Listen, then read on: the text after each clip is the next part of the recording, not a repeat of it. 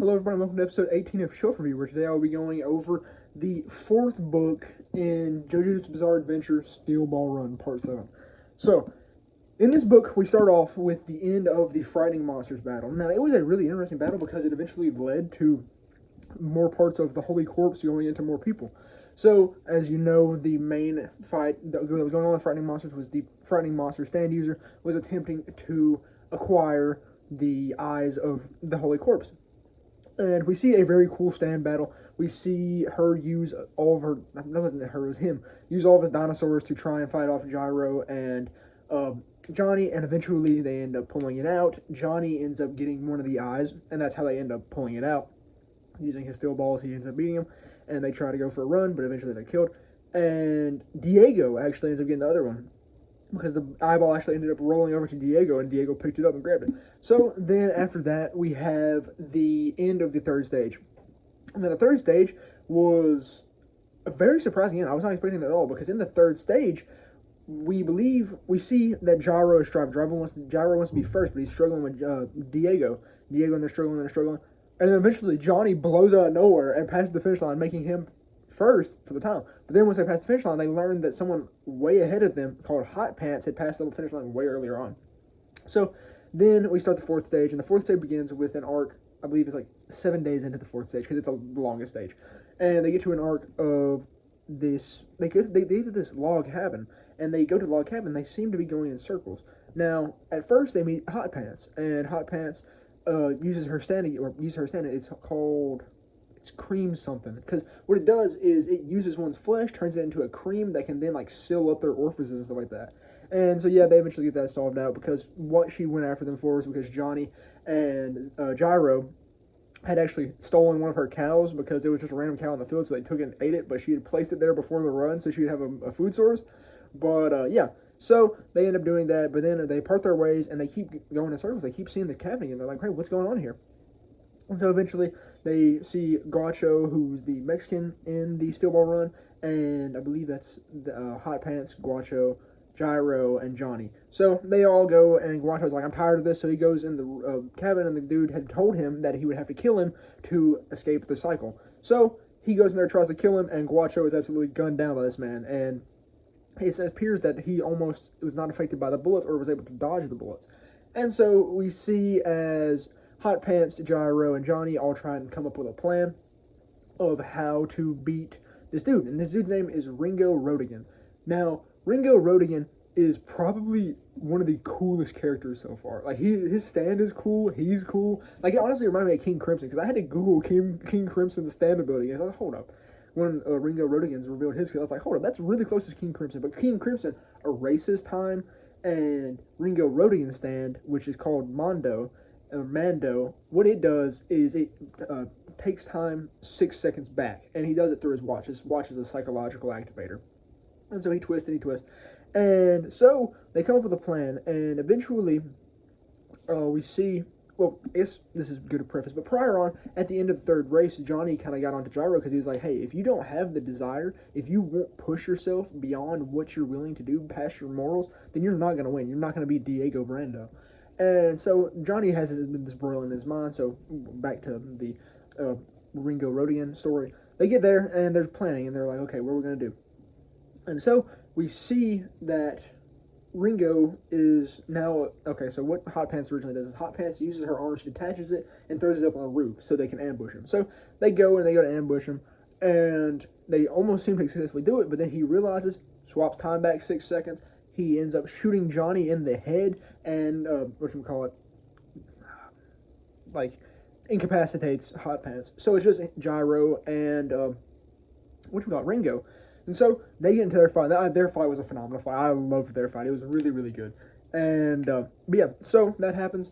And in this, we see Ringo's backstory. And Ringo's backstory is actually a very tragic one, because Ringo had what I believe to be hemophilia, because his skin was very brittle, and he would bleed a lot. So it's probably a combination of something else and hemophilia, but it's not specifically stated. So Araki did not clarify on that.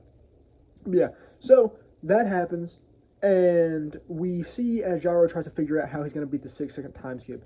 So what he does is he slowly tries and goes about it in honest ways. But Ringo's like, I'm not going to fight someone who doesn't have dark desire in their heart or the desire to do whatever must be done. And so he keeps avoiding him. And eventually, Gyro comes up with a plan of, what did he exactly do? What he did was he, so what he did was he ended up getting in the house and he ended up standing off against Ringo. And what he did was he threw a steel ball at him and the ball ended up catching him. And in this, it paralyzed, because he had a wound in his collarbone, and it paralyzed the left side of his body and caused him to be unable to twist his watch. But he ends up using his gun to actually blow his watch to the side and run back time. But Gyro gets him again, and eventually the battle's over. But yeah, back to Ringo's story a little bit, was Ringo actually was almost sexually assaulted as a kid. It was very tragic, but he ended up killing the man, and it kind of gave him like a purpose in life, to do right. It kind of started his journey as a person, and that was really cool. But him starting his journey as a person was really cool. But then, like I said, we see Gyro end up ultimately beating Ringo by kind of paralyzing his one side. And how he had set it up was that if, no matter how many times Ringo rolled his time back, it would still be a draw or it would be Gyro winning. So Gyro ultimately ends up winning that, and we see as he was able to break that stigma that he had, and he was able to go beyond what he was willing to do. Now, I will briefly share this with you because I found this to be an insane, theme shock. Okay, so we just have this scene of Gyro becoming a man, not becoming a man, but becoming hardened, becoming past what he could be. And then we get this lovely, lovely panel or chapter beforehand. That is Gyro licking balls. Right after the chapter where he becomes a man, we have Gyro in what appears to be a one-piece bathing suit licking balls. W Gyro. That's my go right there.